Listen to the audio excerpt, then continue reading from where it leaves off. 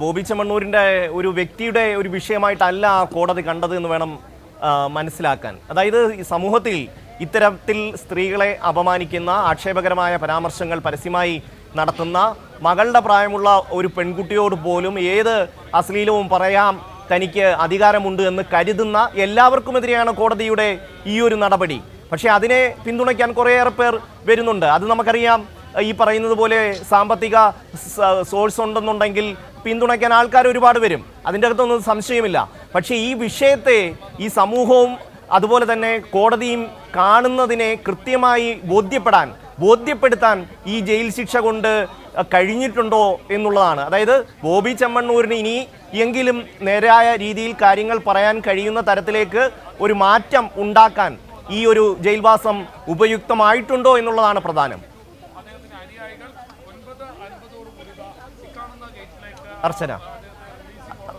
അർച്ചനയിലേക്ക് വരാം. അതിനു മുമ്പ് ജയിലിൽ നിന്ന് പുറത്തിറങ്ങിയ ശേഷം ബോബി ചെമ്മണ്ണൂർ മാധ്യമങ്ങളോട് സംസാരിച്ചിരുന്നു. അതിലേക്ക് ചെറിയ കേസുകളുണ്ട്, 10-26 കേസുകളുണ്ട്. അപ്പൊ അവർക്കൊക്കെ ജാമ്യം കിട്ടിയിട്ട് 5000-10000 ഇല്ലാത്തതുകൊണ്ട് വിഷമിക്കുന്നവരാണ്. അങ്ങനെ 10-26 പേര് എൻ്റെ അടുത്ത് വന്നപ്പോൾ ഞാൻ പറഞ്ഞു അത് നമുക്ക് പരിഹരിക്കാം, അതിനുള്ള ഒരു സമയത്തിന് വേണ്ടി ഒരു ദിവസം കൂടെ നിന്നുള്ളൂ.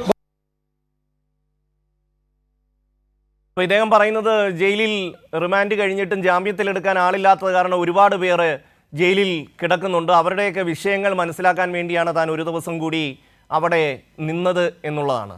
അതായത് അദ്ദേഹം ഒരു ഒരു സാമൂഹിക സേവകനായി മാറുകയാണ്. ജയിലിൽ കിടക്കുന്ന നാട്ടിലെ പ്രശ്നങ്ങളെല്ലാം പരിഹരിച്ചു, ഇനി ജയിലിൽ കിടക്കുന്നവരുടെ പ്രശ്നങ്ങൾ കൂടി പരിഹരിക്കാൻ വകുപ്പുണ്ടോ എന്ന് പരിശോധിക്കുകയായിരുന്നു എന്നാണ് പറയുന്നത്. അർച്ചന,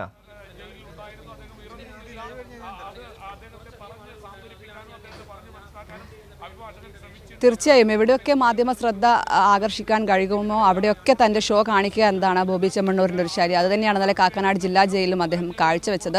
അത് ഇന്നലെ അഭിഭാഷകരോട് അറിയിക്കുകയും ചെയ്യുകയായിരുന്നു. അതായത് താൻ ഇത്തരത്തിൽ ജയിലിൽ നിന്നും പുറത്തേക്ക് ഇറങ്ങുന്നില്ല, ഇത്തരത്തിൽ അവിടെ പണമില്ലാതെ ജാമ്യം ലഭിച്ചിട്ടും പണമില്ലാതെ അവിടെ താമസിക്കുന്ന ആളുകൾക്ക് ഐക്യദാർഢ്യം പ്രഖ്യാപിക്കുന്നു എന്ന തരത്തിലായിരുന്നു അദ്ദേഹം ഇന്നലെ അക്കാര്യങ്ങൾ പറഞ്ഞത്. അത്തരത്തിൽ എവിടെയൊക്കെ ഷോ കാണിക്കാൻ കഴിയുമോ അവിടെയൊക്കെ അത്തരത്തിലൊരു പ്രവൃത്തി കാഴ്ചവെക്കുക എന്നാണ് അദ്ദേഹത്തെ സംബന്ധിച്ച് അദ്ദേഹത്തിൻ്റെ ശൈലി. അത് ഇന്നലെ തുടരുകയും ചെയ്തിട്ടുണ്ട്.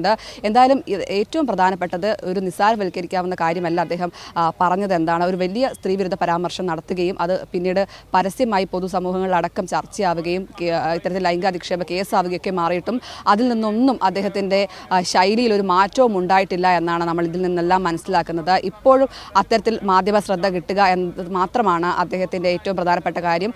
മാത്രമല്ല അതിന് പിന്തുണ നൽകിക്കൊണ്ട് കുറച്ച് ആൾക്കാർ അദ്ദേഹത്തെ കൂടെ നിൽക്കുന്നുമുണ്ട്. ഇന്ന് രാവിലെ മുതൽ അദ്ദേഹത്തിനെ ആരാധിക്കുന്നു എന്ന് പറഞ്ഞ് കുറേ ആളുകൾ കാക്കനാട് ജില്ലാ ജയിലിലേക്ക് എത്തുകയായിരുന്നു. അവരെയൊക്കെ മാറ്റിക്കൊണ്ടാണ് അദ്ദേഹത്തെ പുറത്തേക്ക് ഇറക്കിയത്. എന്തായാലും നാടകീയ സംഭവങ്ങൾക്കൊടുവിൽ അദ്ദേഹം അല്പസമയം മുൻപ് ജയിലിൽ നിന്നും പുറത്തേക്ക് ഇറങ്ങി. ഇനി എന്താണ് അടുത്ത ഘട്ടം എന്നാണ് പ്രധാനമായും അറിയാനുള്ളത്. ഉടനടി, അതായത് ഇതുവരെ ഇത്തരത്തിൽ പുറത്തിറങ്ങണോ വേണ്ടയോ എന്ന രീതിയിലുള്ള കാര്യങ്ങളിലേക്ക് പോയെങ്കിലും ഉടനടി, അതായത് കോടതി ഇടപെടുന്നു, പിന്നീട് ഉടനടി കാര്യങ്ങൾ മുന്നോട്ട് നീക്കുകയായിരുന്നു. ഉടനടി അദ്ദേഹത്തിൻ്റെ ആളുകളെത്തി ഇത്തരത്തിൽ റിപ്പോർട്ട് കൈമാറുന്നു. അതിനുശേഷം അദ്ദേഹം കാക്കനാട് ജില്ലാ ജയിലിൽ നിന്നും പുറത്തിറങ്ങുമായിരുന്നു. എന്തായാലും കോടതി ഇത് സംബന്ധിച്ച് നേരത്തെ തന്നെ ബോബി ചെമ്മണ്ണൂരിനെതിരെ രൂക്ഷമായ വിമർശനം തന്നെയാണ് ഉന്നയിച്ചത്. അതിനുശേഷമാണ് അദ്ദേഹത്തിന് ജാമ്യം ലഭിച്ചത്.